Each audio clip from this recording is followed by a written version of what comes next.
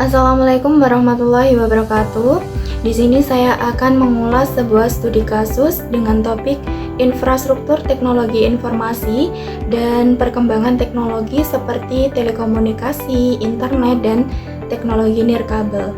Untuk memenuhi tugas ATS mata kuliah Sistem Informasi Manajemen dengan judul Pengembangan jaringan 5G dalam infrastruktur telekomunikasi dan dampaknya terhadap teknologi nirkabel. Perkenalkan, saya Devika Saputri dengan NPM 23010200040. Sebelum menganalisis studi kasus, di sini saya akan menjelaskan sedikit materi mengenai infrastruktur teknologi informasi yang dimana sangat penting dalam mendukung di berbagai sektor kehidupan di era digital. Terdapat 3 komponen utama dalam infrastruktur teknologi informasi yang berkembang pesat adalah telekomunikasi, internet, dan teknologi nirkabel.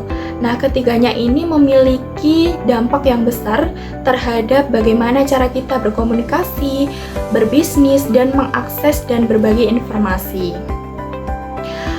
Telekomunikasi ini mencakup sistem dan infrastruktur yang digunakan untuk mengirimkan informasi dalam bentuk data, suara, maupun video. Nah, kemudian untuk teknologi internet ini sering dianggap sebagai jaringan komunikasi global yang memberikan akses ke informasi dan layanan secara instan.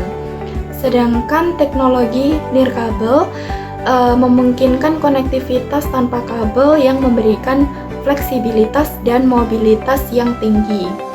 Kemudian kita masuk ke studi kasusnya. Di era digital ini, teknologi informasi dan komunikasi berkembang pesat. Jadi, infrastruktur teknologi informasi menjadi pilar utama bagi hampir setiap sektor di dunia, mulai dari pendidikan, kesehatan, hingga ekonomi. Jadi perkembangan teknologi telekomunikasi, internet, dan teknologi nirkabel ini memberikan dampak yang sangat signifikan dalam kehidupan sehari-hari. Nah, seiring berkembangnya kebutuhan untuk koneksi yang lebih cepat, lebih stabil, dan lebih terjangkau, teknologi seperti 5G ini mulai diperkenalkan untuk menggantikan teknologi 4G yang lebih dulu ada. Nah, kemudian apa yang terjadi di kasus ini? Kasus ini itu berkaitan dengan penerapan teknologi 5G di Indonesia yang melibatkan pembangunan jaringan telekomunikasi baru untuk menyediakan kecepatan internet yang lebih tinggi, latensi rendah, serta kapasitas koneksi yang lebih besar. Jadi 5G ini adalah generasi kelima dari jaringan telekomunikasi seluler yang dirancang untuk memberikan kecepatan internet yang jauh lebih cepat dibandingkan dengan 4G. Dengan latensi yang lebih rendah dan kemampuan menghubungkan lebih banyak perangkat dalam satu jaringan. 5G ini diharapkan dapat mendukung perkembangan kota pintar, Internet of Things atau IoT, dan sektor Industri 4.0. Selanjutnya, kapan terjadinya kasus ini? Penerapan 5G dimulai pada tahun 2019 dan diperkirakan akan berkembang pesat dalam beberapa tahun mendatang. Beberapa negara telah meluncurkan 5G secara komersial sejak tahun 2020 dengan implementasi yang terus berkembang. Kemudian penerapan 5G di Indonesia dimulai pada tahun 2021 dengan uji coba yang dimulai dari beberapa kota besar. Implementasi secara komersial diharapkan berlangsung secara bertahap dimulai dari 2022 sampai 2025. Selanjutnya yaitu di mana kasus ini terjadi, yaitu di negara-negara maju dan secara bertahap akan diperkenalkan di negara berkembang. Kasus ini terjadi di berbagai kota besar, yaitu seperti Amerika Serikat, Korea Selatan, Cina, dan Inggris. Nah, kemudian siapa yang terlibat dalam penerapan 5G ini? yaitu operator telekomunikasi besar seperti Telkomsel, Indosat Ooredoo, dan XL Axiata. Nah, pemerintah melalui Kominfo juga memiliki peran penting dalam merumuskan kebijakan dan regulasi terkait frekuensi dan pembangunan infrastruktur 5G.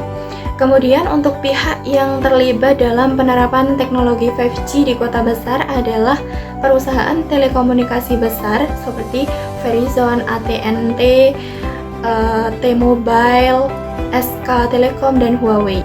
Pemerintah setempat juga memiliki peran dalam regulasi dan pembangunan infrastruktur. Selanjutnya, mengapa kasus ini bisa terjadi?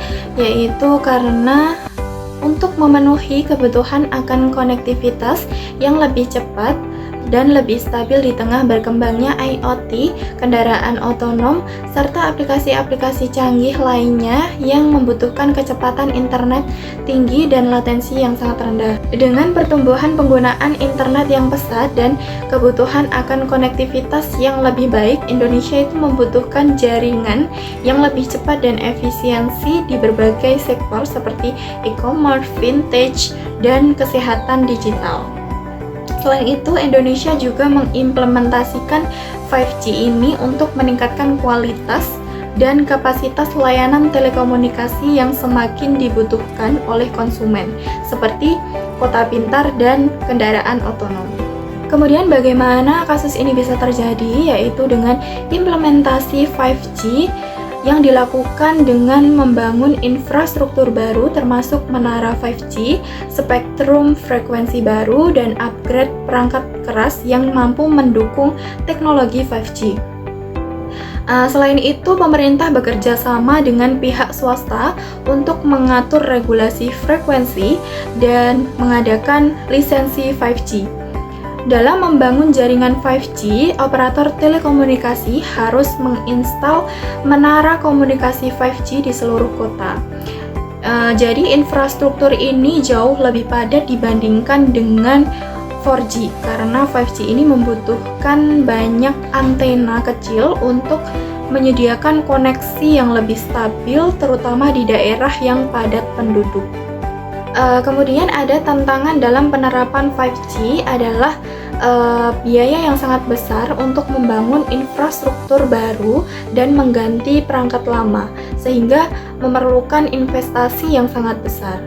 Selain itu, untuk memanfaatkan potensi penuh 5G, perusahaan telekomunikasi dan pemerintah harus bekerja sama dalam hal regulasi, lisensi spektrum, dan keamanan jaringan.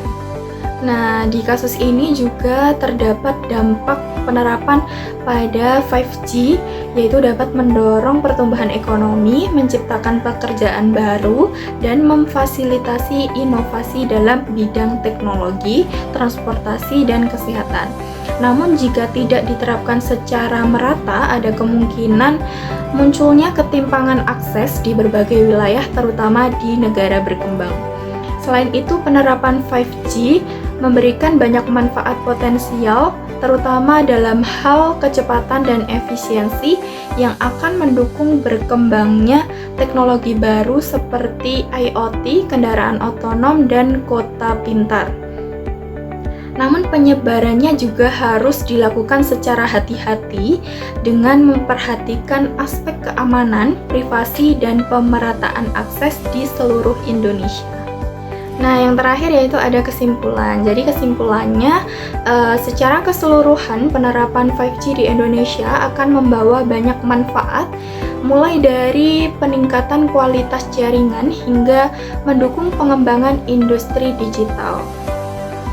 Namun tantangan besar seperti biaya infrastruktur, ketimpangan akses antara wilayah perkotaan dan perdesaan, serta masalah regulasi dan keamanan harus segera diatasi untuk memastikan keberhasilan implementasi teknologi tersebut dengan cara bekerja sama antara pemerintah dengan pihak swasta, pemerataan akses, dan fokus pada keamanan dan privasi.